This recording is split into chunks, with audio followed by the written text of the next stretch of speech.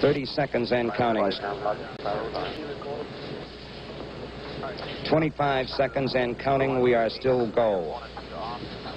20 seconds. Guidance alert. The guidance system now going internal. 15, 14, 13, 12, 11, 10, 9, 8. Ignition sequence start. 5, 4, 3, 2, 1.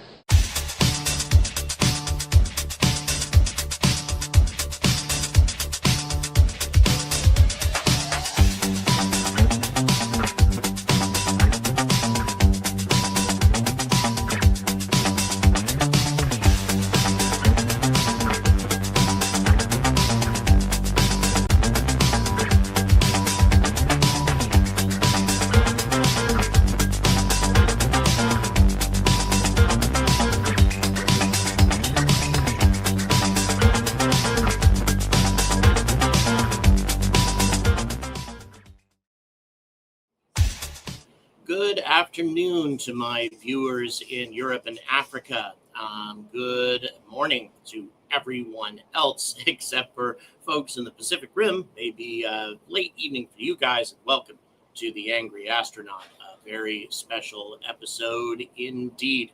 As all of you, I'm sure, are perfectly aware, we have a lot of people tuned in already, over 200 viewers. You guys are blowing my mind. Thank you so much. We are going to be getting a live feed courtesy of Mars Embassy in approximately 10 minutes. I can see the launch pad where I am, but it's just flashing lights on the horizon, although we are very close indeed, between 5 and 6 miles away from the 5 to 6 miles away from the launch pad. So an interesting, definitely a interesting position. I have not been this close to a stacked Starship launch before. I was closer than this to SN15, but nevertheless. First of all, where is everyone checking in from? Please let me know where you're watching from. Geez, nearly 300 people tuning in right now. Once again, for those of you just tuning in, we are going to be bringing you a shot from the a stream rather from here on South Padre Island, courtesy of Mars Embassy. They're going to be bringing us that stream. Hello, Brownsville, Mr. Time Traveler. Hello, Florida. Hello, Birmingham. Hello, Four Marks, UK. Hello, UK and Mom's House.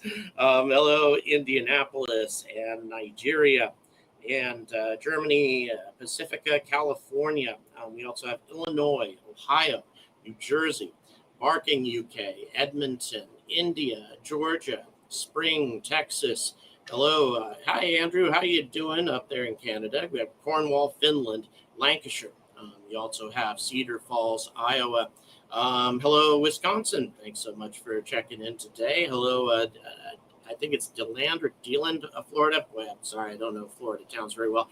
Hungary. Hello, thanks so much for checking in. We also have Cape Town, South Africa, and Algeria, and Louisiana, Oxford, Finland, Denmark. Boy, neat stuff indeed. West Yorkshire, Portsmouth, Sanford Orcas, UK. I don't know where that is. Reno, Nevada. Hello, Lexington. And we also have north of Houston. Will you be able to see it? Possibly. And hello, Toronto. Hello, Hawaii. Yeah, it may show up where you are. You may see it coming back down at Michigan, Alcatraz. Safety Harbor, Florida, Sweden, Australia, Reading, UK. My son's performance was fantastic. He had 3 solos. And I'll tell you, the Clemson jazz musicians, those kids are so good. They are so ridiculously talented. I was very, very I was blessed to have seen that. Not only that, my daughter's boyfriend also performs in that orchestra. We have, let's see, West Orlando, Tidewater, Virginia, Hiroshima, Japan, Magura Hills, California, Thailand, Bangkok. Is that right? Bangkok, Oriental City, the city. Don't know the city. Oh, sorry. Jasper, Arkansas. We have Saxmundham, Suffolk. Boy, lots of UK, Newcastle upon Tyne, Cambridge, hello, Washington, hello, Syracuse. People checking in from everywhere. I'll tell you, you guys are absolutely fantastic. Hello, John from near Chester. I don't know if you came up to my meetup, but it was, I guess, the tattoo. Well, once again, just to give you guys a familiarity, for those of you who don't know about this, I would suspect that most of you probably do not by now, but a long time ago, we're talking probably a year and a half at least, I made a bet. And I was trying to get to 100,000 subscribers. It was called the 100K Challenge. And the deal was, if Starship could get to orbit before Vulcan could deliver Peregrine to the moon, or put it on the correct trajectory for the moon, Vulcan doing its job, basically, then I would tattoo SpaceX fanboy on my butt. I was really confident that that Vulcan was going to be able to successfully carry out its first mission with the Peregrine lander. And let me tell you something, at that time when they had that problem with the Centaur upper stage, the test article went boom. And when that happened, it changed everything, even with the Starship mishap that happened on April 20th. Well, if Starship does indeed succeed in its orbital flight today, if it splashes down or crashes down or whatever, somewhere off the coast of Hawaii, somewhere in the right area, then yeah, SpaceX will have won this bet.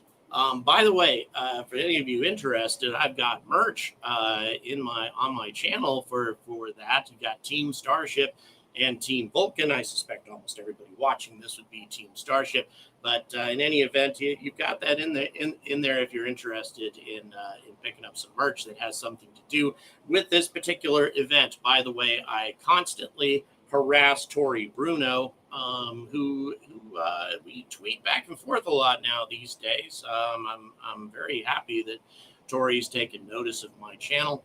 And I have sent him quite a number of rather demanding tweets about Vulcan, but it seems to have been all for naught. The earliest that Vulcan can possibly launch is Christmas Eve, so we will see what ends up happening. There may be, so there's probably a scrub launch. Somebody just posted that. No idea if that's what.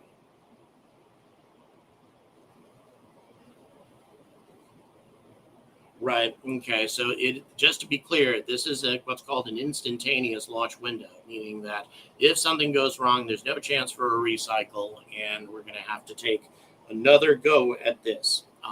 So. Also, just want to make you guys familiar with everything else that's been going on in terms of what it took. By the way, you may see some gentlemen around me who have been kind enough to allow me to use their hotel room at the Margaritaville Hotel. There are lots of super important people on the roof above me, actually, including Ellie in space, who are broadcasting up there. So that's a neat thing. But if it wasn't for these guys, let me tell you, I would not have the view that I have. It is let me bring in the coffee. I want some. Anton Nim, by the way, one of definitely my most solid, fantastic team members who always make sure to monitor the content of the chat and all that, because I certainly couldn't keep up with it. But yes, where are you, Angry? I'm on the 8th floor of the Margaritaville Hotel, and I am on a balcony between 5 and 6 miles away from the launch pad. From my perspective, it's a bit uncomfortably close, depending on what happens. Just to be clear, I mean, I don't anticipate that anything is going to go seriously wrong. However, a team member of mine who has a great deal of familiarity with shock waves from substantial explosions, including nuclear blasts, he has told me that I have 3 to 5 seconds from the flash to get undercover from any shock wave that may come in this direction. And for many of you who may be in this region, hearing the sound of my voice, if anything like that happens, you want to take cover in a big way. We don't think that Starship will be able to get debris this far. That is the overall consensus. However, historical precedent suggests that it could, because rockets smaller than this that have exploded have thrown pieces of debris right into the middle of Titusville in the past, which is a lot further than where I am. So in any event, we will see what ends up happening, but let us hope that that this is not a cataclysmic event. We, of course, are all hoping for a completely successful test, or at the very least, we want to see this rocket get past the Kármán line today.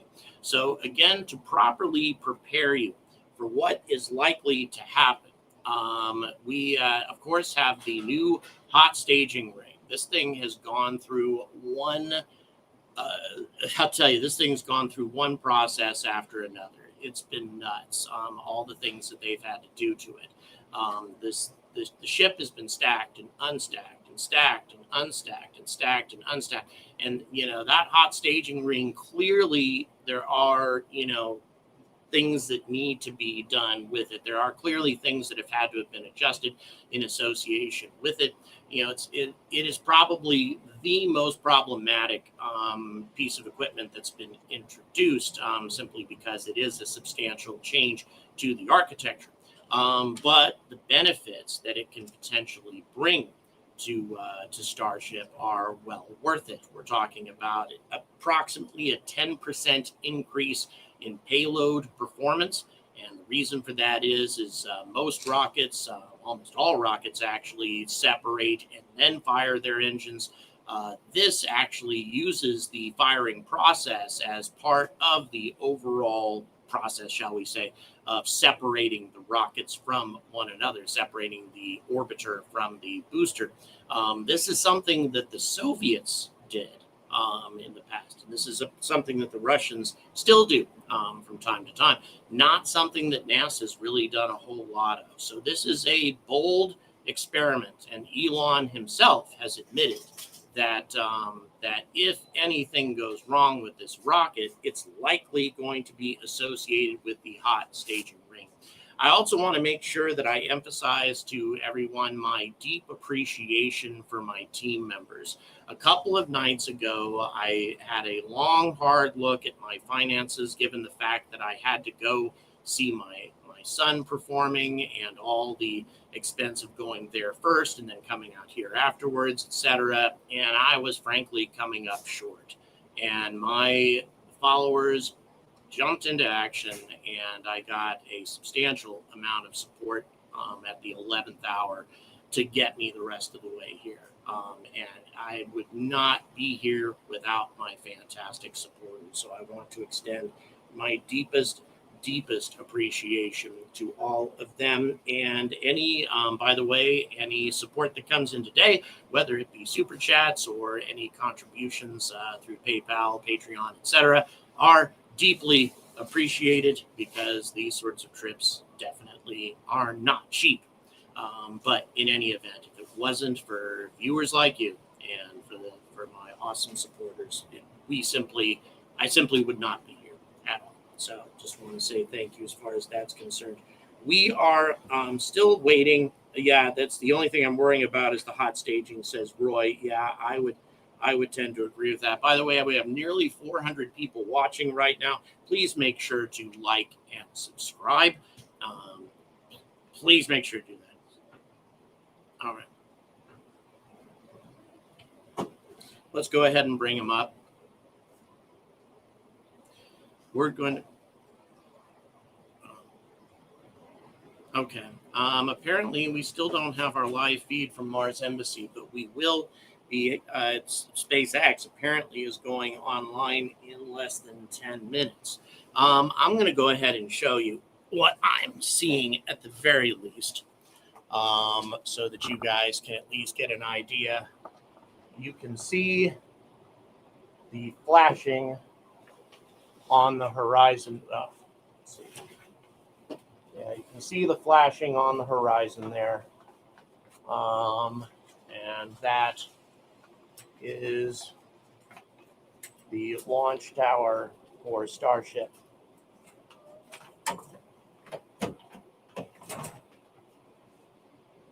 So, in any event, you can't see much with a webcam from, yes.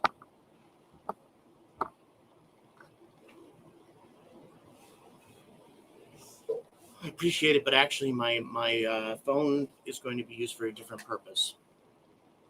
Thank you for that. All right. And just so you know, guys, I'm also going to be filming this with my camera phone as it launches, and so I'll be recording that and releasing it as a separate piece. So if you do want to see what happens from my perspective of things, you'll be able to see that as well. Alan, thank you so much for the $5. Really appreciate that. Scotty, thank you so much for the $5 watching from Greenwich. Really do appreciate that. That is your first super chat on a live stream. Wow. I'm honored that you decided to support my channel with that. Thank you so much for that. Once again, this support is immensely important to the channel, obviously, and to my ability to make trips like this. It is very difficult otherwise. So thank you very much for your support. It's a very big deal. So yeah, I am, as I say, really close to this launch. Even if this thing doesn't blow up, the amount of noise that it's going to make is insane. The last time I was here and the last time I saw a launch from this from South Padre, I was several kilometers further out than I am right now. And it sounded like the entire island was going to shake apart. The noise was just deafening. It is an astonishing thing indeed to see this. So super, super exciting. But yet, William, okay, the hot staging, once again, the only thing you really need to know about hot staging is the fact that they're using the engines to separate the two stages.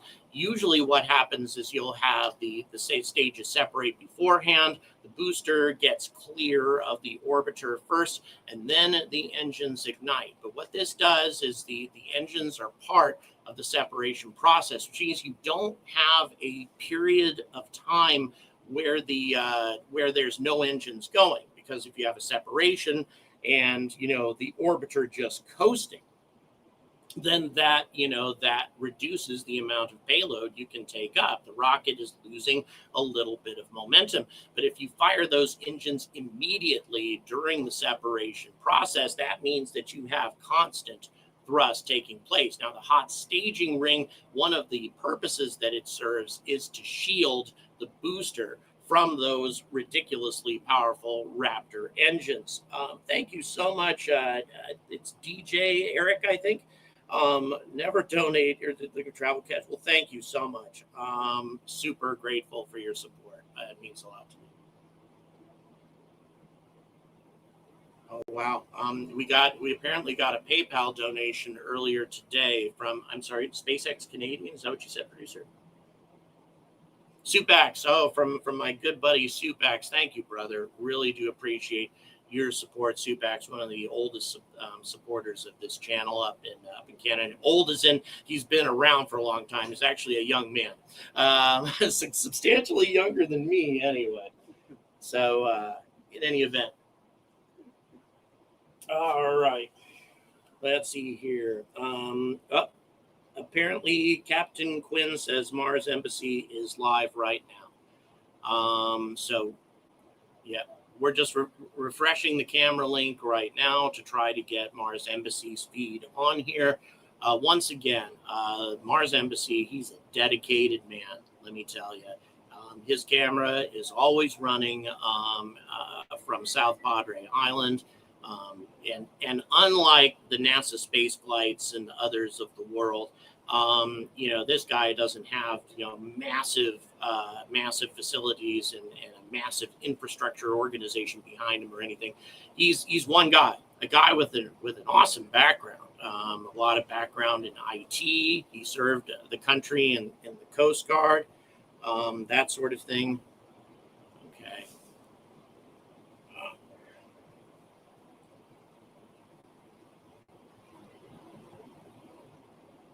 Well, we should still do it if we can't. Can you message him? Please message him again. Just please message him one more time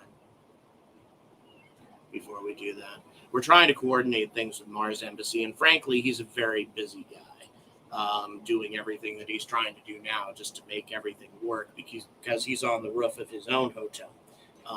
So a lot going on for sure. Boy, I'll tell you, it is surprisingly clear. There's been a lot of foggy days here in Boca Chica, rather in South Padre. A lot of days where you can't see a damn thing. So it's going to be pretty amazing. 100,000 people watching NASA spaceflight. Yeah, that doesn't surprise me. Steve, thank you so much for the $10. Really do appreciate that. Once again, Steve, that's your first super chat of any kind. I am deeply honored you decided to support my channel. Thank you so much. Really appreciate it. Like I say, it makes a big difference to my ability to do my job and to get out to places like this. So thank you so much. Are they doing a hold in the last 10 minutes? I actually don't know that. I actually don't know the answer to that question. Producer, do we have an answer to that?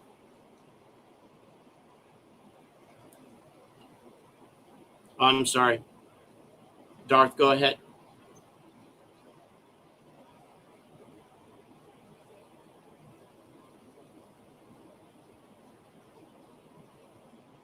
Okay, so we could have that happen. It was a 5-minute hold the last time, according to Darth. I'll tell you, the last time I only have vague memories of what was happening because I was so incredibly excited, and at the same time I went scurrying outside in order to see what was going on. Okay, so we are actually pulling up SpaceX's feed right now until we can get some kind of link from until we can get a link from Mars Embassy. We're going to go ahead and show you SpaceX's feed at the moment. Things are looking exciting from that perspective. Hold it. 40 seconds. Thank you. NASA spaceflight has 12,000 viewing 8 hours ago. Yeah, NASA spaceflight definitely is a machine. They definitely get some really awesome coverage doing what they do. It is indeed an impressive thing. Steve, once again, so glad I'm able to cover this live. Me too, because honestly, I didn't think I was going to be able to. I didn't even get in to South Padre until 2 in the morning. So I'm running on 1 hour and 45 minutes of sleep right now, guys. Cynic in Chief, thank you so much. Really appreciate popping super chat cherries right and left. Yeah. Yes, indeed. I suppose I am. So, yeah, we have some exciting views coming in from SpaceX's feed. I'll tell you, neat stuff. We also, by the way, have the Coast Guard's dirigible sitting up there, which is kind of interesting. That was a curious sound. Thank you. Yeah, NASA should have observation planes in the area as well. You know what? I'm going to go ahead. Spell, thank you so much. Really appreciate your support. That is also a first super chat on a live stream. God, you guys are amazing. Thank you so much. I'm going to see if I can show you the dirigible real quick. Hold on for just 1 second. I'm going to try and show that to you.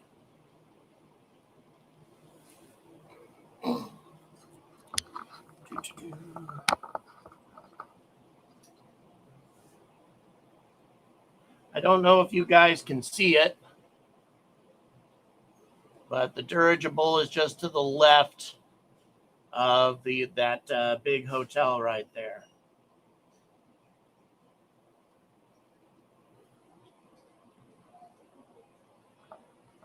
So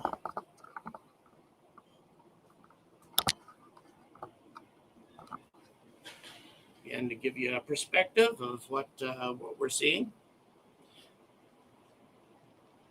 Once again, that is a Coast Guard reconnaissance dirigible.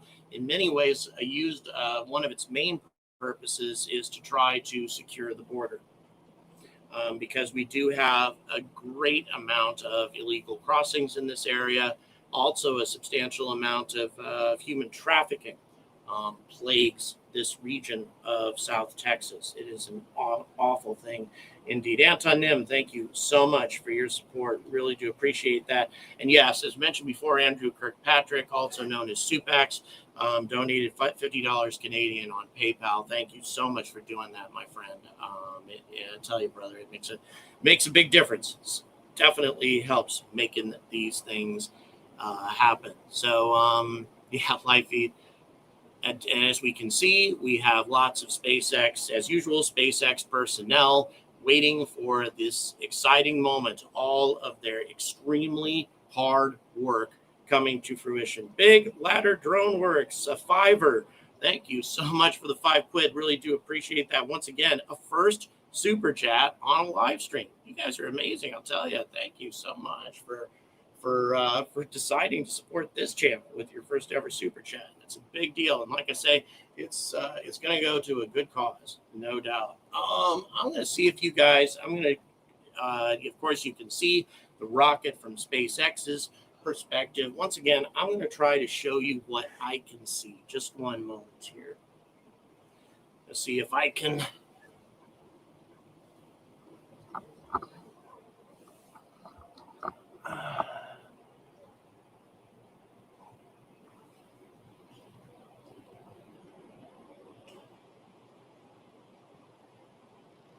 So you can just see it, I think, looming out there on the horizon, just over that greenish light or greenish blue light. You can see the flashing lights there and all that, but that is what I am seeing from my perspective.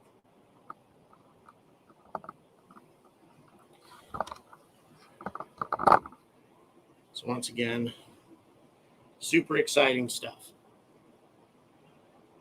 So excited for this launch, I can eat my nails. Yes, I sympathize, definitely. So once again, almost 450 people watching my stream at the moment. I am so grateful for that. I'll tell you guys, thank you so much for so many of you tuning in. Obviously, I can't give you the amazing visuals that some of these other channels can. So I am very, very appreciative for you guys tuning in today. So we can check that. Yeah, say giving 30% of super chat to you, boob, sucks. It does indeed. It does indeed. YouTube takes a nice big chunk out of that, but it still is a big help. Oh, Lee Ransom has joined Angry Advocates. Thank you so much for doing that. What that means is you're going to have access to our Discord channel, which gives you early access to videos, some exclusive content as well. And also on top of that, the most important benefit, I think, is the ability to talk to people in the Angry community, many of whom are directly involved in the spaceflight industry. We got a lot of people who know a hell of a lot about this topic. As a matter of fact, these are people who are on my on my team, and they contribute to the content, and I consult with them, especially if we're talking about Starship related content. Hello, Minneapolis. Thank you so much for tuning in. Minneapolis is a place near and dear to my heart. A lot of my family from the North Dakota and Minnesota area, and my children are half Norwegian, and it's because of the Norski the Norski colonization of that region of Minnesota and North Dakota. The vast majority of the people in that region are from that kind of background, and their mom has a Norwegian background. So in any event, super, super exciting. Why aren't they live streaming on YouTube? To answer your question, it's because SpaceX is trying to get they're trying to essentially force everybody to watch over X rather than watch over YouTube. They have now removed their live stream, their streaming from any platform except their own. There has been a great deal of discontent about that, and honestly, I can't really blame it. I think they're just trying to drive a lot more traffic to X, and I can understand that because it's important to Elon's future since he invested so much money in buying that damn platform. Yeah. So in any event, it's definitely talking about space flight. EM drive, yes. Something, Captain Quinn. That's something that I'm going to be covering. The impossible or EM drive that apparently supposedly can produce thrust without fuel through some sort of mystical process. Well, apparently people are taking it seriously enough to get sufficient funding to go ahead and send a test article into orbit and to see if it works. So anyway, exciting stuff indeed. Going on. Low quality extreme is no replacement. Yeah, that's probably true. But it is what it is. Like I say, SpaceX is obviously committed to making all of Elon's endeavors successful, and this is just one of them. Okay. Oh, hey, bonjour, back to you in Montreal. Don't know, Martine, if you were the individual from Montreal who came out to my Pittsburgh lecture. I just know that one person from Montreal did, so that's pretty exciting stuff. Bear with me for just one moment, guys. I will be right back to you.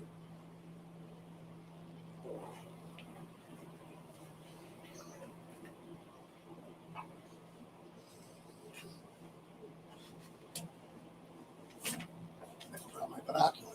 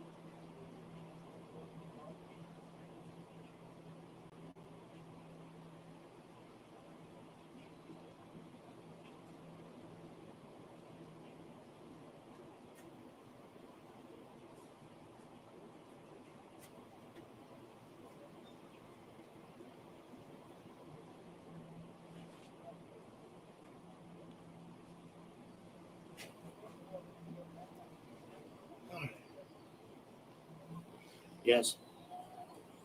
All right. There's apparently a problem with the X feed, and that doesn't necessarily surprise me because the X platform may not be all that well set up to get the colossal amount of viewers that they've had problems with this before, where they've had lots and lots of viewers swarming in and into a particular feed, and it crashes the platform.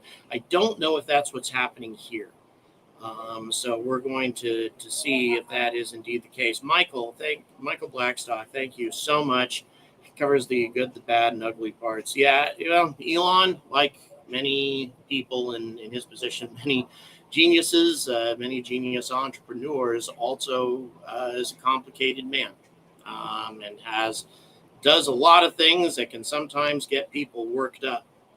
So we are waiting to see what's going on with this feed from SpaceX. But if something does go wrong about this, we are going to find another way to bring you coverage. So just a second here.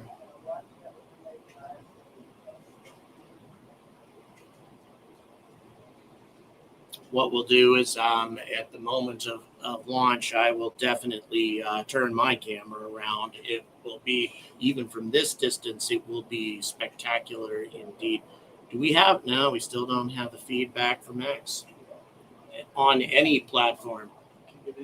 No, it's okay, Aaron. The feed's down. Just so you know, X is down everywhere. This has nothing to do with this. This has nothing to do with this broadcast, unfortunately. X seems to have crashed because the individuals with me, the gentleman who allowed me to use their hotel room, they're trying to pull the stream up on X and they cannot. So yeah, it seems that, I unfortunately, Andrew, I do not have the legal right to use NSF's feeds. The only thing we could possibly turn to is Mars Embassy if we have things up and running with him. We definitely would. There are a number of ways we might be able to do that. So we might. Is it up and running now? Okay. So apparently it is up and running at this point. Okay, we were having some problems with X from everybody's platform at the moment, but all right. So apparently it's up down at the moment. We're trying to see what we can. Okay, please do. What's that? No, I'm fine. Thank you. Okay. This is not it. We're gonna go ahead and pull Mars Embassy's view of the situation at the very least. We're gonna go ahead and pull that up so you guys will have a feed to watch, and of course I have a camera here as well. So I'll show you what I can from my end. So hang in there, guys. We are going to bring you a feed that works. The X feed, which is bizarre because we have the broadcasting rights for that. We're paying for X broadcasting rights, so the fact that it's not working properly is annoying as hell. So yeah, not sure exactly what's happening here, but we are going to pull up a feed for you at the very least so you guys can see what's going on. But yeah, for a while, nobody could get access to the X feed. And it could be that we are running into a situation whereby some people can get access and some people can't because they're crowding into it. And keep in mind, my producer is in Europe.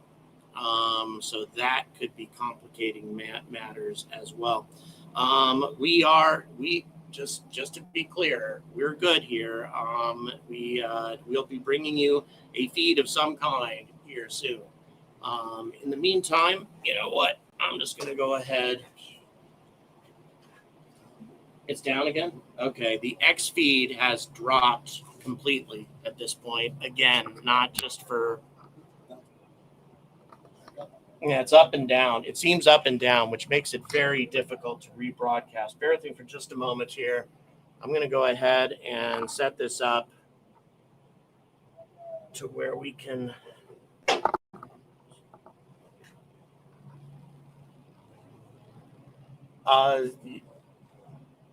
do we have... Can we use somebody's cell phone? I mean, as a camera. Yes. But I mean, you're gonna have to call them up. You sure that this is what are we looking at right now?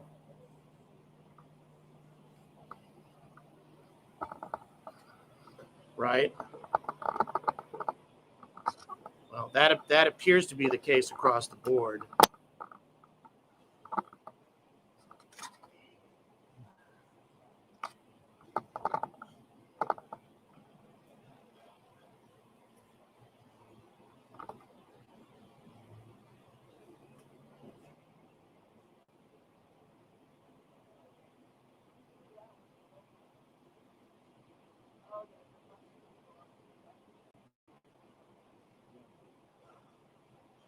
All right, producer, go ahead and make my perspective, my camera visual at this point.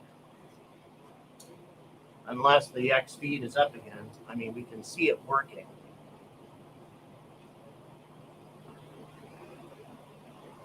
Right.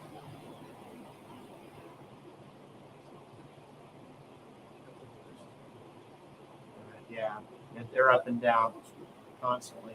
All right, guys. this is what we are going to give you at the moment. Just so, producer, go ahead and make my, until X starts working properly.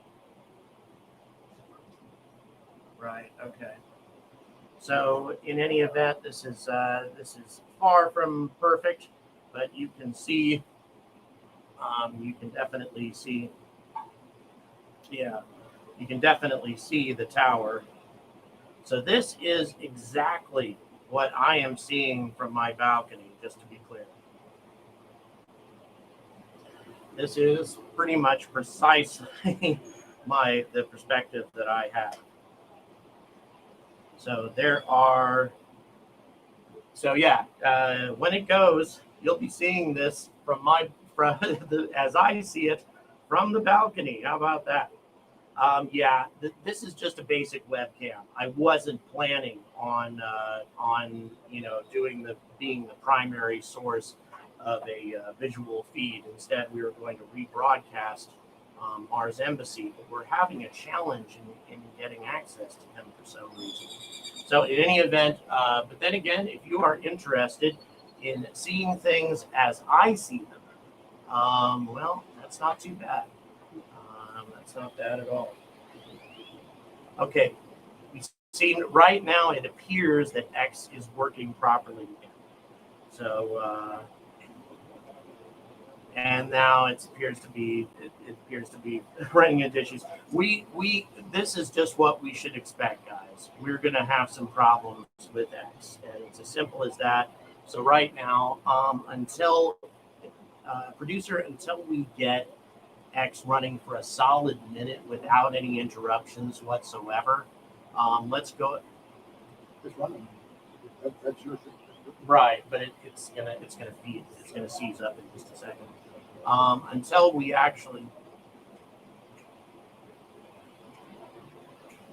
Yes, let's do that. We're gonna go ahead and make the two feeds roughly the same size. We're gonna go ahead and make the X feed and the and mine roughly the same size, so you guys can see both perspectives. But yeah, this unfortunately, this X feed is running into lots of problems. It could be related to the fact that I have a producer in Europe. It could be that the Europeans may be having more of a difficulty in getting access to this particular feed. However, even the guys who are sitting up with me have noticed that their feed seizes up from time to time as well, and they have direct access to X. So I don't know. But in any event, this is there we go. We got them roughly the same size. So now you're seeing my perspective. And once again, this is exactly as I see things.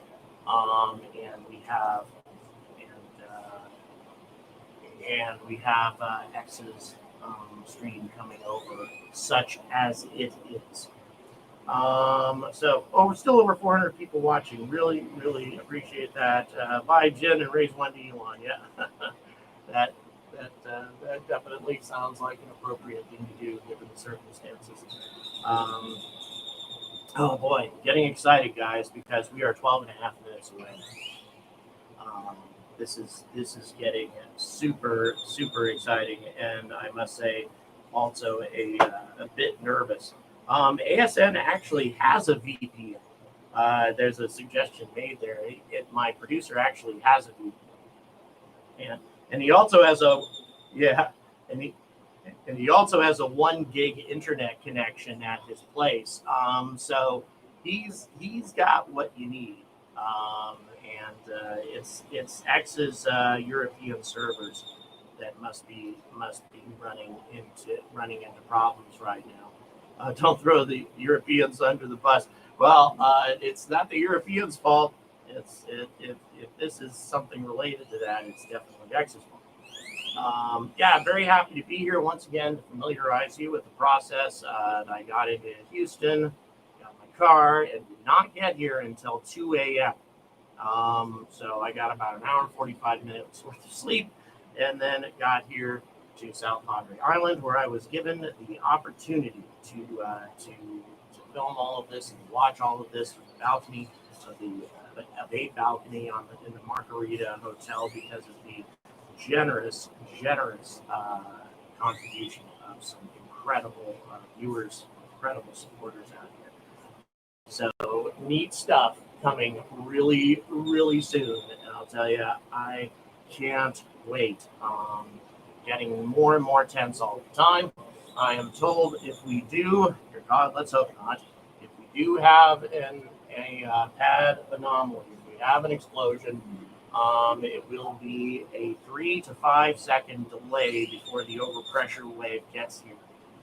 That's not much time to take cover, but so we're just hoping that nothing happens. We'll put it that way. Roy with Fiber, thank you so much, Roy, for your support. Really do appreciate that. Again, that is what's necessary in order to make these trips happen, to get me out here.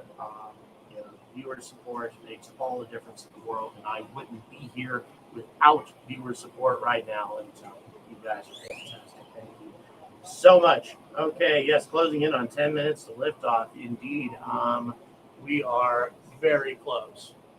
And I'll tell you, we'll see if we get to a hold or anything like that. Stream on X viewers is falling. Servers might be overloaded, says Mike. Yeah, it is possible. I think that a lot of viewers may be encountering some issues.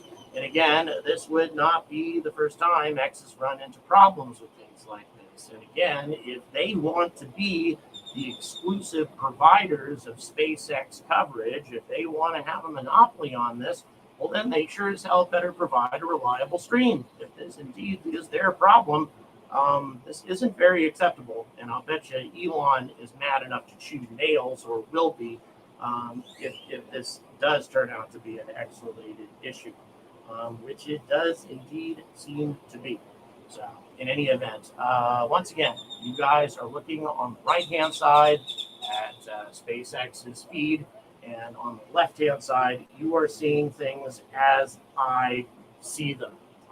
You are seeing this incredible view of the South Texas area, staring pretty much straight towards Mexico, and looking at the huge looming Starship tower. Getting nervous, cynical. Yeah, I'm certainly getting nervous. There's no question about that. This is going to be an incredible experience, to say the least. This is going to be truly amazing. I wish they had this video tech during Apollo missions. Tell me about it. That might have made people so excited about spaceflight back in the day, they might have not have canceled the Apollo program. This is such an incredible moment, by the way. If we're talking about the moon, if we're talking about Apollo, what happens today is of critical importance. A lot of you might think that I'm hoping things go kind of wrong so I don't have to get a tattoo, blah, blah, blah. Well, that's not the case, because Artemis 3 is simply not going to happen unless Starship gets into operation soon, because there are so many things that still need to happen. Mike, thank you very much for the compliment. Yeah.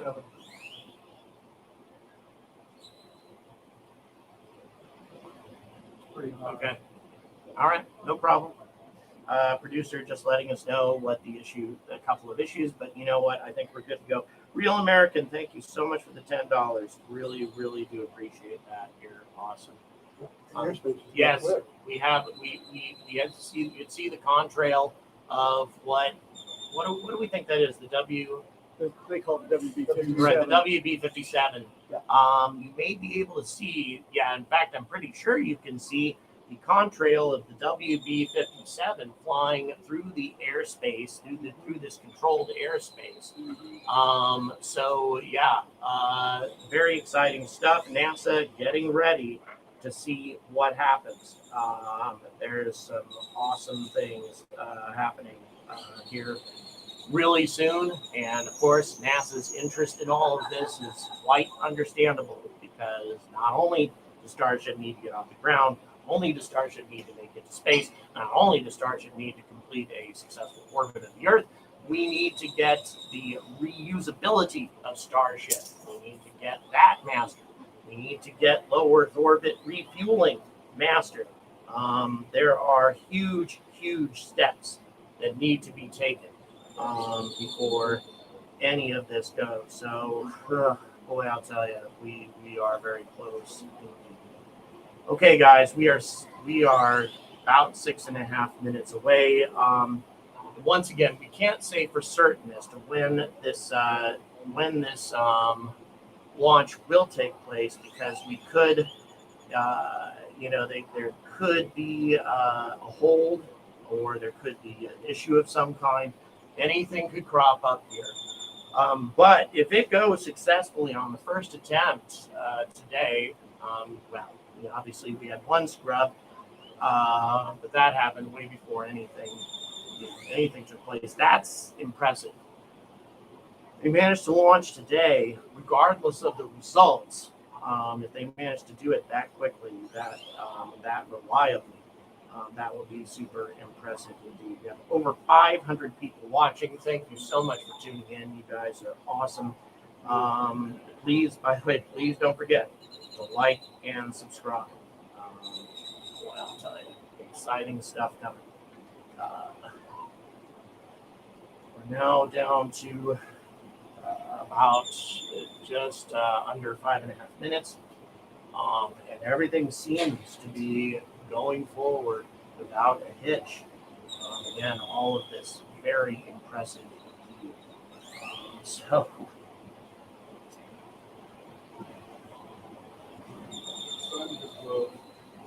great. All right. Can we do both? Can we do both then? Right. That's fine. So we got, again, some strangeness from the X side of things, but we're bringing you an image regardless, and bringing you coverage. Please. We're still coordinating things. Boy, the sun now coming up glorious on the just to the left, not interfering with the view, but just gorgeous. What an amazing moment for the history of spaceflight. Indeed, we have a launch while the sun is coming up like that. That would just be quite a spectacular moment indeed. Brian, thank you so much for the $5. Really do appreciate everybody's generous support today. Makes a big difference to you. Let me know.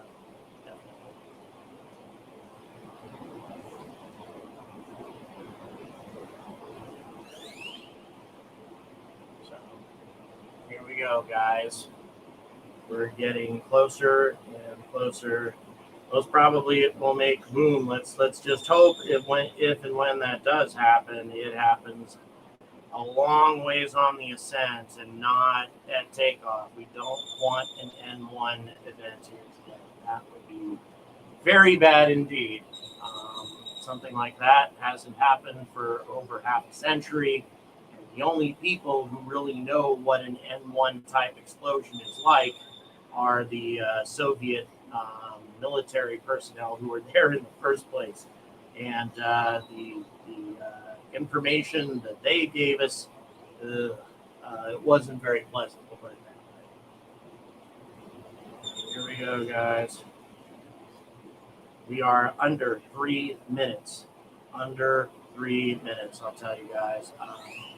Getting insanely excited right now. Insanely excited. All right, I'm going to go ahead and get to a position where I can do a little filming myself. And best of luck to SpaceX. Perhaps best the of luck to fuel. Starship. And I'll tell you, incredibly exciting moment in the history of spaceflight coming up here really soon. My God.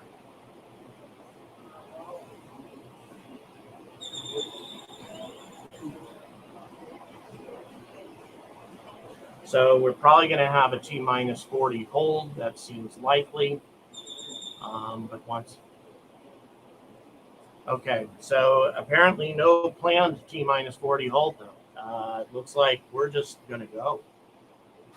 We're going to go for it, guys. That is the current plan, and that is how SpaceX does things.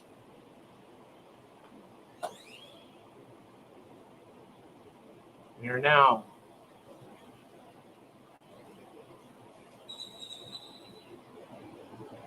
all right. Here we go, guys. Here's SpaceX's audio. Best of luck to Starship. Fingers crossed, guys. Godspeed, Starship. PVC checks are complete. Next major event we're going to hear, hopefully, is the flight director go for launch at T-minus 30 seconds. Okay, the timer on the screen is wrong, just so you know, guys. Keep your eyes on As we're what's coming happening. up on T-minus 1 minute, when we get to T-minus 40 seconds, we'll just listen in. Last time, as you recall, we did hold at 40 seconds.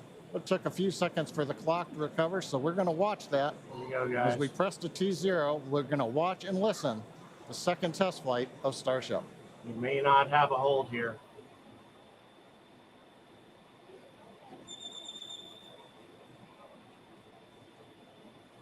The moment is coming.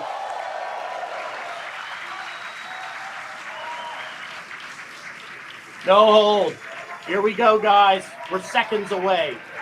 Seconds away. T-minus 30 seconds. Oh, my dear God in heaven. Back to rapid recycle.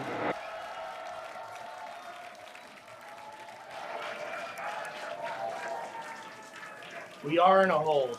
Okay. Oh, we are in a hold. See, I'll tell you, these guys give me a heart attack. May just be waiting for the clock to recycle, regardless.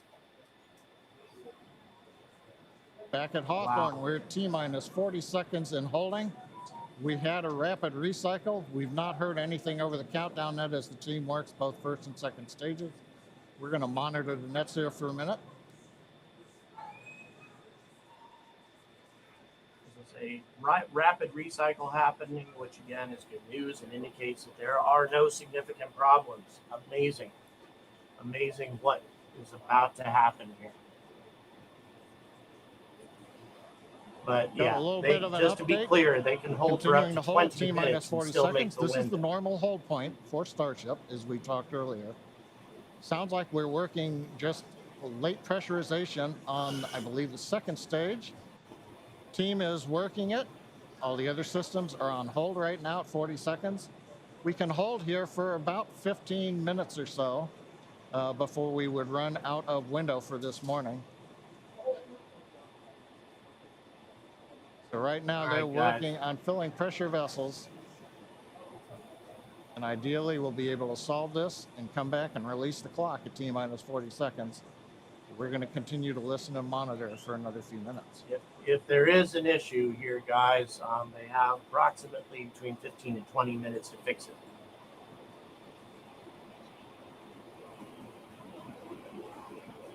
I am poised right now, waiting. As you can see, also the contrail.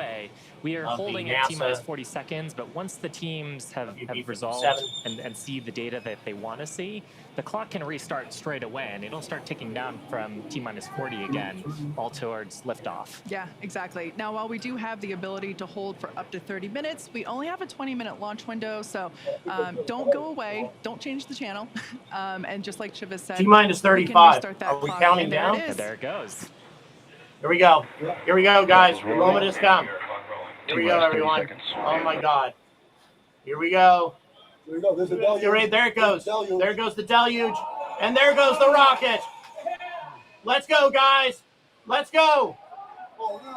Holy shit. Look at it go. Look at it go. Waiting for an incredible amount of boys about to hit. 9, 8, Insane. 7, 6, Insane what we are seeing right 4, now. 3, 2. We have a delay from our side. Oh my God. Oh shit. The noise. The noise is out of control.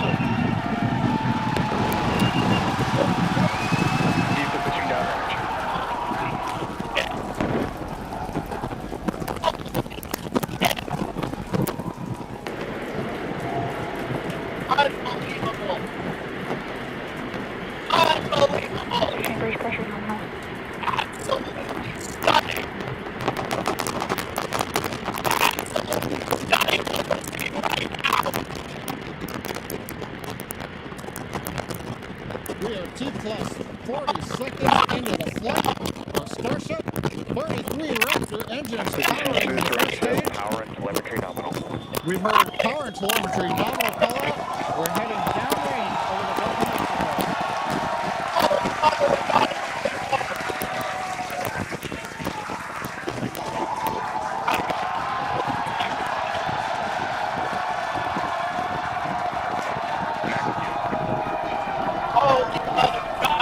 That call out tells us Starship is through the period of greatest stress on the way to space. Now the next major event is hot staging in just over 90 seconds from now. To get ready, the booster will shut down all but 3 of the Raptor engines. Flames holding the 2 stages together will release, and the Starship's second stage will ignite its engines. Starship will then separate from the Super Heavy booster and head to Truly Starship. unbelievable. And at the same time, What the an 3 engines incredible that are still liftoff. firing on Super Heavy will Holy flip the mother booster of around. God. 10 more engines will ignite for the boost back burn, putting the first stage on path for a splashdown in the Gulf of We Mexico. no longer have eyes on the rocket, sadly. Okay, apparently I'm still... Coming up on stage stuff. Yeah, hot stage separation coming up, guys.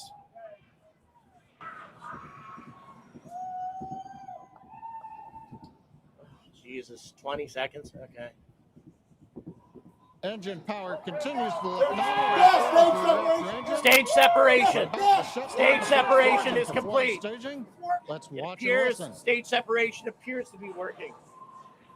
Again, hard to say for certain. But everything appears to be working.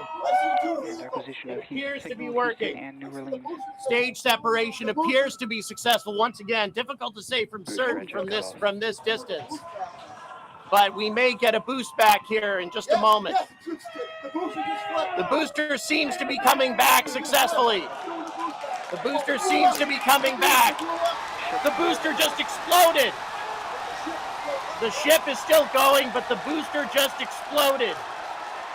We just had an explosion of the booster, guys. We're going to get a hell of a blast here, possibly, in just a moment. It is some distance away, but we may get a bit of a blast. The ship is still going, but the booster has blown up. Heavy booster.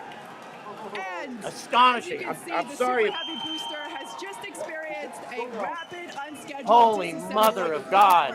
Our ship is still underway. Truly with astonishing. all So 6. apparently, And we just heard once there, again, ship avionics, difficult to power say and for drones certain. My nominal. guess All would 6 be engines is the are hot lit, as you can staging see from the process GUI did so there much at the damage to the bottom booster right-hand side of your that screen. that may have been the reason why it blew up. But the ship Now, appears to still be ascending. Things still seem to be going well. Going to be incredibly dynamic. We knew that there was a chance that On the the booster ascent would not process, survive. everything We're gonna take still that data seems to and be figure out going how well. we can make Once the again, booster all better of for these the things next are hot based stage.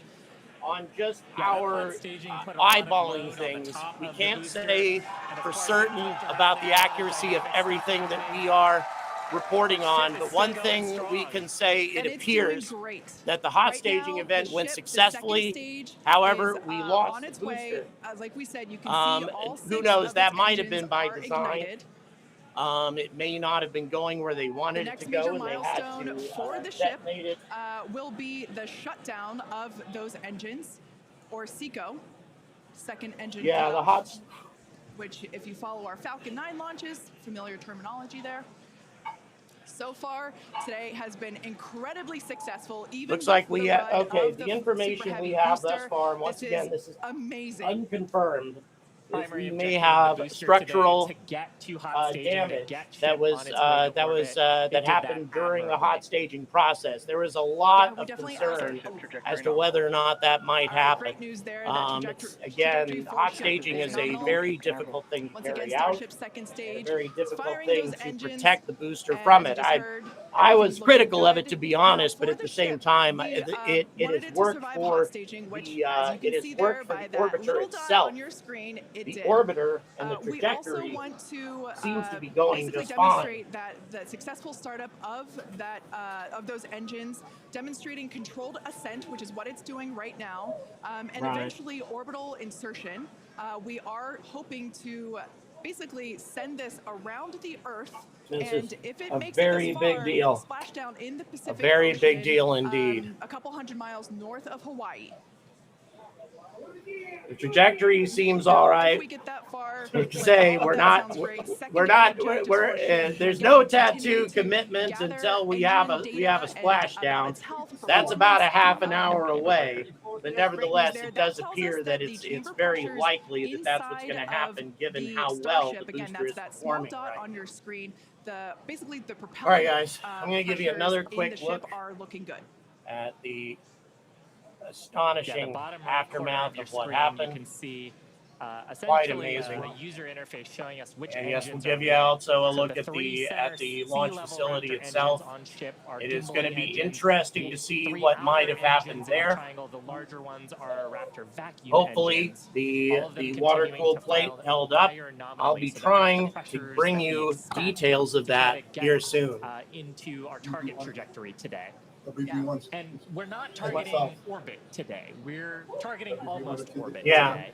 The that's very intentional as part of the mission NASA design. The goal aircraft is to heading get south. I'm going to go ahead and to put this a back thrust into place. profile similar to what we would need for orbit, but also And to get expected to the loss of energy signal, levels Houston. that the ship would need to dissipate for re-entry. And so we're actually going in a suborbital trajectory today, but that trajectory will get us to the energy levels that we need at re-entry, where we can really stress that heat shield. All right, trying to get this set up. Sorry, guys.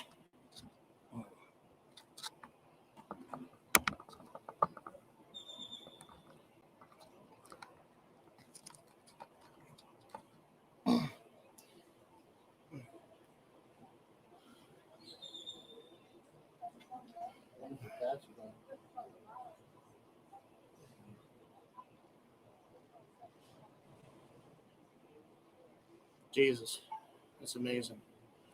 All right, guys. Wow. Yeah, it's it does appear that the tattoo is likely. However, once again, it's a ways to Hawaii, so we will see what happens with their ability to control the rocket and their ability to conduct a reentry. But nevertheless, very impressive. SpaceX telemetry is stopped. Feet, okay. So the feet, and are you sure it's just? What if X is just frozen, Darth? What about that? Okay, we appear to have lost telemetry from the rocket. The rocket has lost telemetry. The speed and altitude are now constant.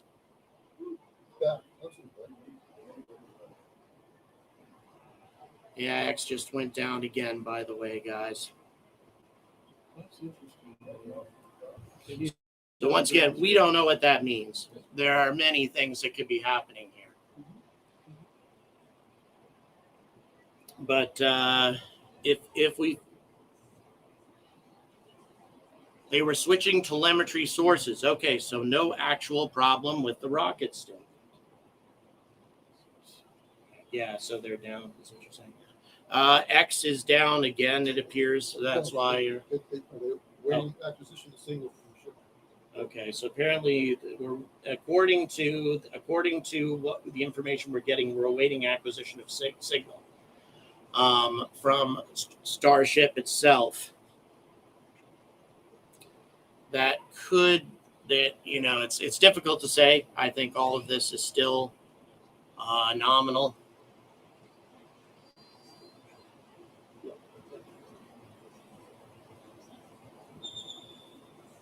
Right, so burnout was normal in the coast phase, apparently.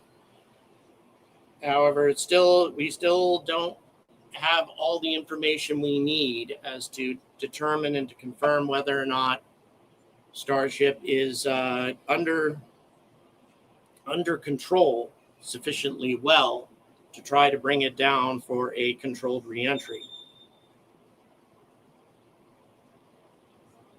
I'm sorry, go ahead, Darth.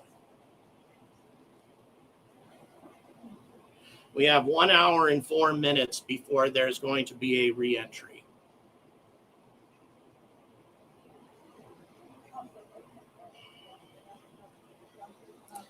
So thus far, an amazing accomplishment on so many levels. The fact that, today we have learned that the Super Heavy booster is capable of pushing Starship to space.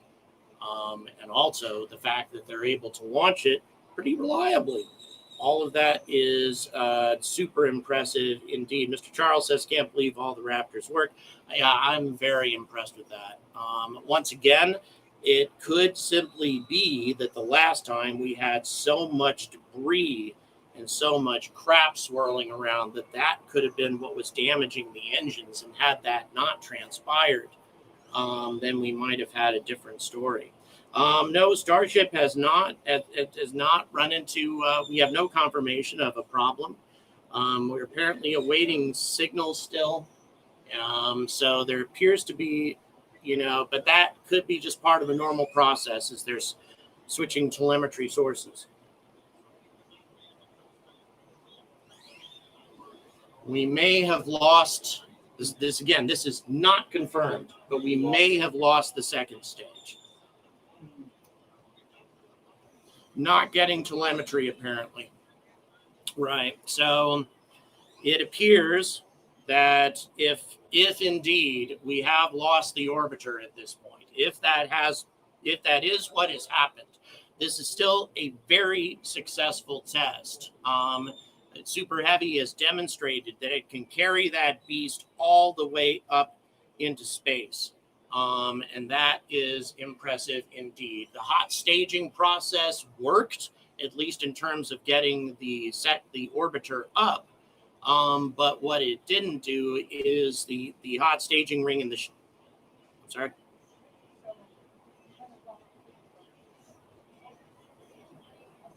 I'm sorry, go ahead and repeat. So an automatic flight termination system killed the booster, apparently. Now, why that was set off is an interesting question. Maybe its trajectory isn't what we want. We have no confirmation. We have some comments going here wondering what has happened. We've lost telemetry from the orbiter. That suggests that Starship has been lost at this point. But again, we can't say that for certain at all. Okay, this is way too early in the process to say that for certain, not until we get some solid information on that. So that being, but it does seem looking more and more likely by the moment that the orbiter has been lost, that we've lost communication with it. What that means, of course, since Starship was launched onto what is officially a suborbital trajectory, is this thing is going to be re-entering the atmosphere somewhere over the Pacific and plunging down in the, I wouldn't say a random location. It will, if the trajectory was right, it will almost certainly come down roughly in the area that it was supposed to. But unfortunately, an uncontrolled reentry, so it will be quite the burnup. Which means if you are in Hawaii, then you are very likely going to see a hell of a show, given the fact that this is happening at night.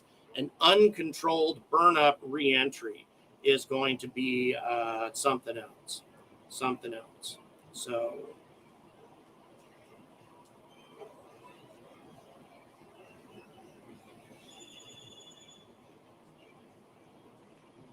Okay, so just a moment. I'm sorry. I'm communicating with a couple of people. I apologize for shutting up there.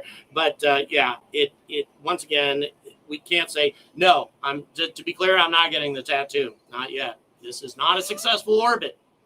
Unfortunately, like I said, as I said before, we need to have a reentry and a splashdown somewhere roughly in the correct area. I mean, they don't have to hit the target exactly or anything. They just have to bring it down under a controlled reentry and actually orbit the Earth, under control. Unfortunately, if indeed we do have confirmation of what has happened here, and we can't say for certain, but what appears to have happened is we've lost telemetry. Therefore, we have an uncontrolled and very big object in orbit that's going to be coming down somewhere in the Pacific. Once again, that is can't say that for certain, And given the area that they're bringing this thing down, there's a lot of safety built into it. So even an uncontrolled reentry should not present a threat to much of anybody. Yeah. For those who are commenting, it flies over Indonesia or it flies over, it flies over wherever. That is not a concern for those people. It was put onto a proper trajectory whereby the reentry is going to happen roughly in the correct area. It will be an uncontrolled reentry and therefore a burn up, but nevertheless, it's not going to be. Get the tattoo. Sorry, ain't gonna happen. Has to be a successful orbital test, and this is not an unqualified success. Not yet, but a big step forward. No question about that. No question about that at all.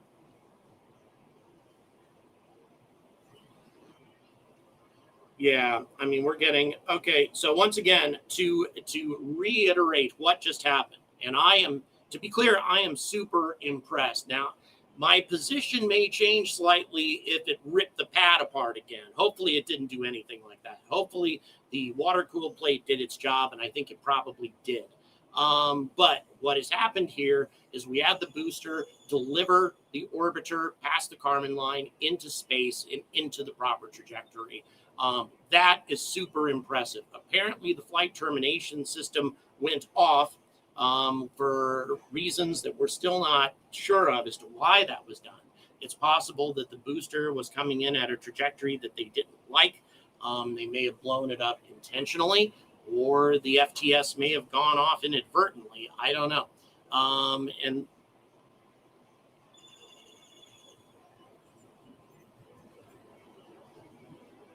right.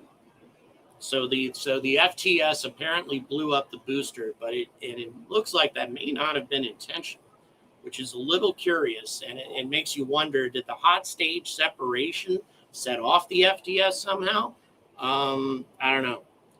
Tough to see, but in any event, super exciting stuff that just happened. So once again, the booster, did very well. Delivered the orbiter to where it needed to be on the proper trajectory.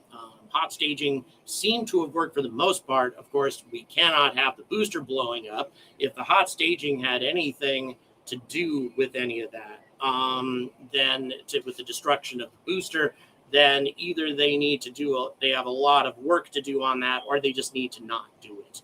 Because frankly, a 10% improvement in payload is not worth an increased chance of the destruction of the booster, at least not in my opinion. So definitely a massive leap forward today. No question at all. The fact that the rocket, got past the Kármán line and on the correct trajectory, lost telemetry, yes. I'm going to stay with you guys a little bit longer just to try to bring additional confirmation from SpaceX to see if we can get more information on what may have transpired.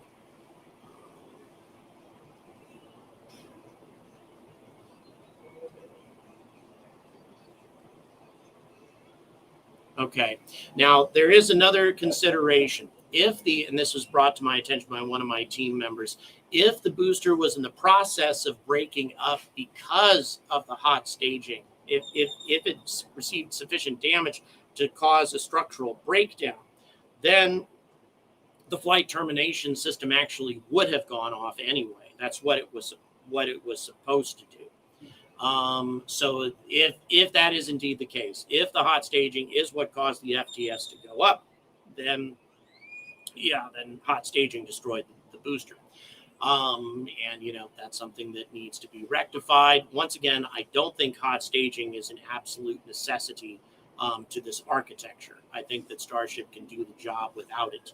But that's an open question. But man, what an amazing thing to see, guys. I have to admit, kind of painful. Some of those popping moments, it took a toll on my ears. Let me tell you, it was quite amazing, and I was indeed very terrified at the prospect of it blowing up in our faces, but it did not. I think the rocket did pretty damn well overall. And even if telemetry was lost, even if we have lost the booster, we've gotten the most powerful rocket in human history past the Kármán line and out into space, which is a record set. It is a moment in spaceflight history, an astonishing moment. And I'll tell you something that is, I feel very privileged to have seen that personally. Very privileged indeed to have seen that in person. And that's all because of you guys, let me tell you. That's because of your support. That's what made all of this happen. You're just awesome. Awesome indeed. Yeah, Angry's being positive on the launch. Nice to see. Yeah, as you guys know, I can be very harshly critical of SpaceX, especially when we're talking about Starship. But I guess my harshness comes from the fact that I know where Starship needs to be in order for Artemis 3 to happen. If we are to return to the moon, and more importantly, go to Mars someday, Starship needs to do better than this. But I'm confident that it will eventually do so. But until it actually does, I'm definitely going to talk about anything that may have gone wrong or anything that may not have been perfect during the launch. I try to bring both sides of the equation. But definitely, my impressions today are super positive. What they accomplished today, well, like I said before, history has been made in a huge way today, and that's just awesome. So yeah, I am super excited indeed about what has happened today. I'm sure Elon is not 100% pleased at all if they lost telemetry and all that, because he knows where we are. He knows what is necessary. He knows what we have to do in order to make this process work, to make this transport system successful. It's not just getting it to orbit. It's not just, a successful reentry or whatever. It's rapid reusability. It's low Earth orbit refueling. There are so many massively difficult things to do from an engineering perspective, scientific perspective, that need to be carried out in order for this rocket to perform as intended. So a lot of big steps forward still need to be made. But that being the case, a big step forward was taken today. No question at all. There's a new dent on one ground tank, according to NASA's spaceflight. That's interesting. I would wonder what could have caused that if a piece of debris was blown free of the launch pad. Like I say, guys, I'm not leaving. Again, because you guys got me here, I'm not leaving tomorrow or anything. I'm going to stay here until I can get access to that launch pad, and I'm going to see what happened. So I am eager to see how well the launch facilities held up, how well that water-cooled plate held up. I think it seemed to have done pretty well. There certainly wasn't the colossal dust cloud, the massive debris cloud that we had the last time around. So it definitely seems to have been successful in that regard. But again, I need to look at all the details to be sure. With Nail says, I bet there's a lot of pad damage. There may be. We can't say for certain. But given the fact that we didn't have any Raptor failures on the way up, that suggests to me that there really wasn't a lot of pad damage, because if you have this maelstrom of debris, that's what causes damage and causes engine failures. I'm confident that that's what caused a lot of the engine failures the last time. Kenji, thank you so much for the $10 for my lunch license. Thank you so much. I really appreciate it. By the way, great places to go eat around here, I'll tell you. Lonely Mage, thank you so much, $10. Do you see the time between now and test 3 to be less time? Absolutely, Lonely Mage. I would say 2 months at most, in my opinion. If the ground systems held up pretty well, if no debris went outside of the test area, and violated FAA regulations, and therefore, requires a mishap report, if they lost the orbiter and they also blew up the booster, they're going to have to do a mishap report regardless. But still, I'm feeling very confident that a couple of months we should be able to get another launch going, because this went way better than the last time. And I think the FAA also has their processes down a lot better than they have in the past. And also, it is clear, guys, let me tell you something. It is clear that not only is the FAA 100% behind this project, I think even the Fish and Wildlife Service is pretty much behind it. They could have been way more obstructionist here. They had 135 days to complete their analysis. They could have held this thing up way into next year perfectly. You know, if they would have, it would have been perfectly legitimate for them to do that. And yet they didn't do it. And the FAA said that no further environmental analysis is required. That they needed sign off from the Fish and Wildlife Service in order to be able to get that to happen. So given the fact that the FWS gave the go ahead also, I think that's great news for SpaceX fans. I think that's great news for Starship, great news for Artemis. And I think that we're going to have a launch cadence increasing in frequency, very much so. I'd be very surprised if we don't have a launch in January, maybe early February. But I'm thinking January indeed. Sheila, you're right. The deluge definitely happened. I'm looking at live shots of the pad. Nothing appears to be damaged. Once again, there's some dents apparently to maybe one of the tanks or something. There may be something, but nevertheless, it does appear that the pad held up pretty damn well. Pretty damn well. So, yeah, this is exciting stuff that's developing today. Once again, we're checking with various sources on, boy, I'll tell you, yeah, this was just so amazing. This experience is just, and I'm sorry, I kind of almost feel like I'm just like yammering on. It's just so exciting, everything that happened here.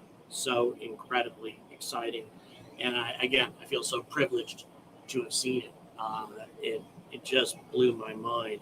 I was actually able to film it also on my camera phone, but it was shaking like crazy just because I was so excited. So in any event, yeah, it's neat stuff indeed. Please go ahead, Darth.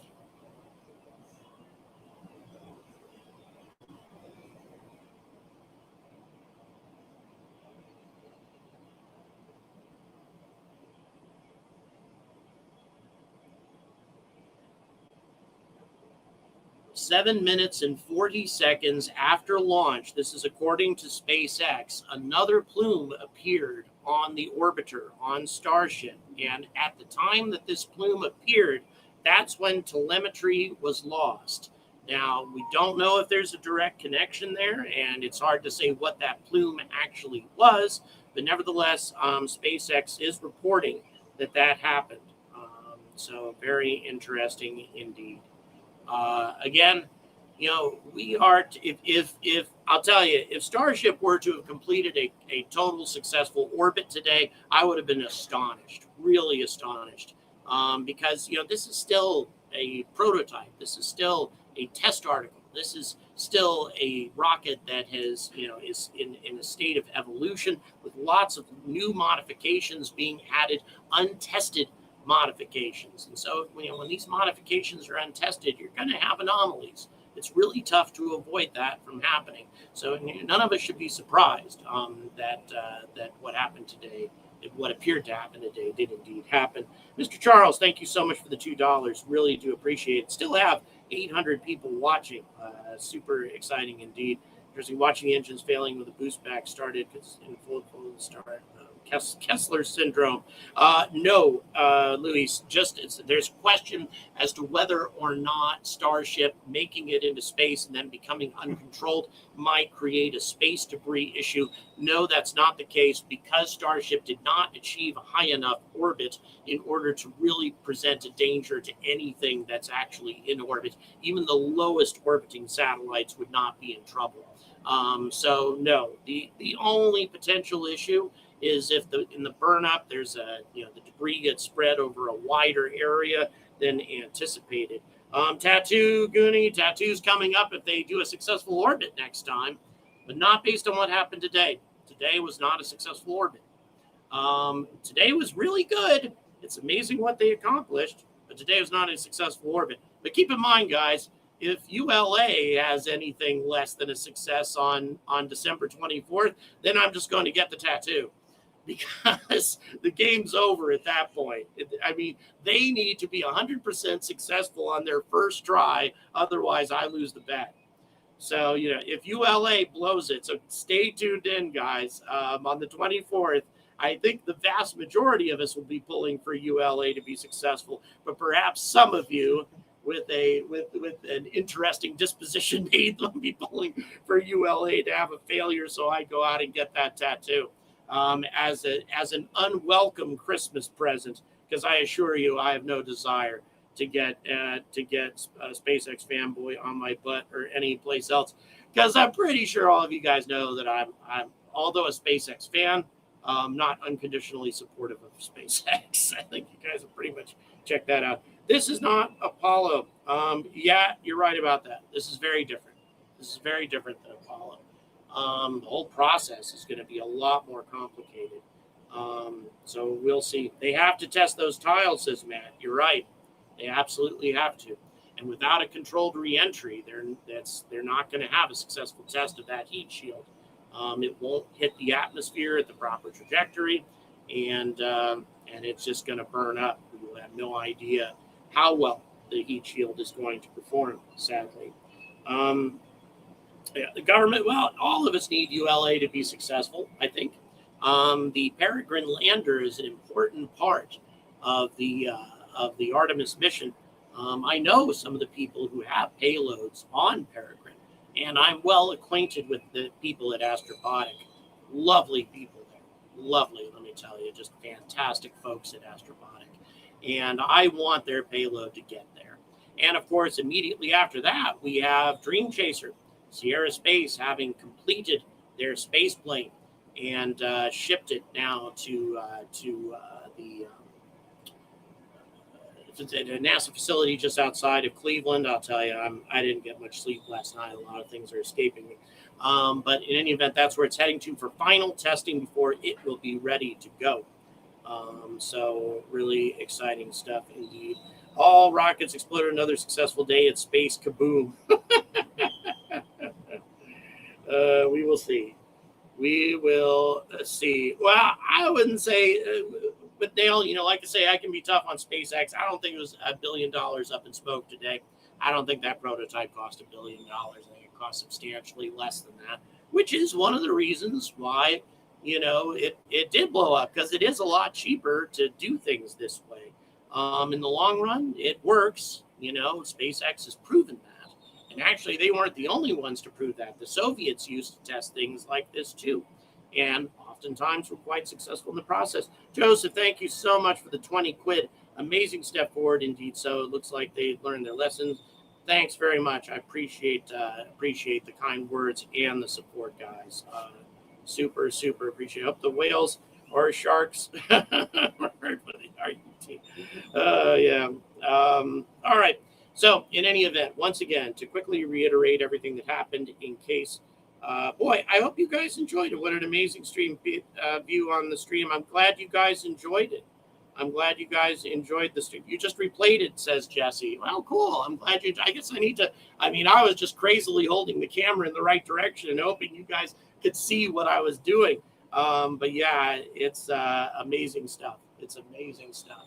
So I am super excited about what is happening with all of this. But again, to reiterate, successful liftoff, successful performance of the booster, at least to get the orbiter to where it needed to be. Successful hot staging in terms of the orbiter actually igniting its engines and getting on the proper trajectory, without it being destroyed. However, it looks like the booster may have been destroyed by the hot staging process. And even if it wasn't totally destroyed by it, if it was even damaged, they need to really look at that again.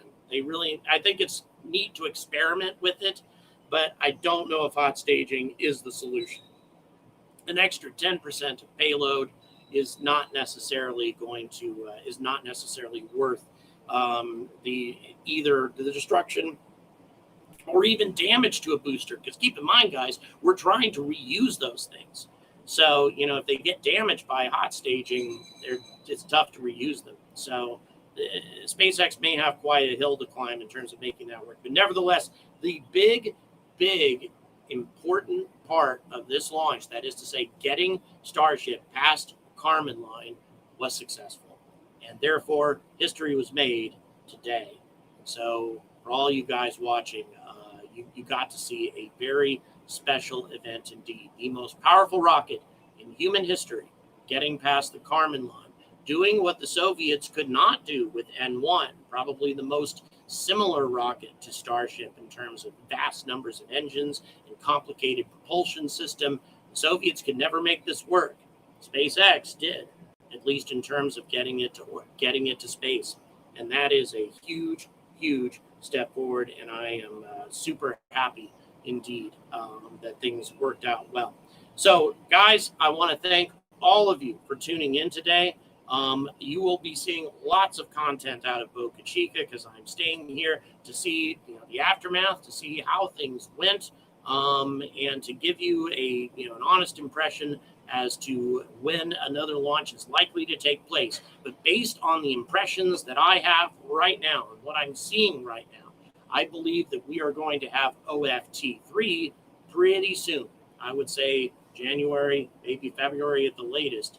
But I would say that we're going to see OFT3 very soon, guys. So once again, congratulations to SpaceX. Thank you very much for watching. Don't forget to please like and subscribe. And if you want to see this kind of content continue to come, again, everybody who did super chats today, thank you so much. And again, you can also go to the description for other ways to support this channel. Thanks again for making all of this happen. It wouldn't have happened without you. So until next time, guys, I urge all of you to stay angry about space.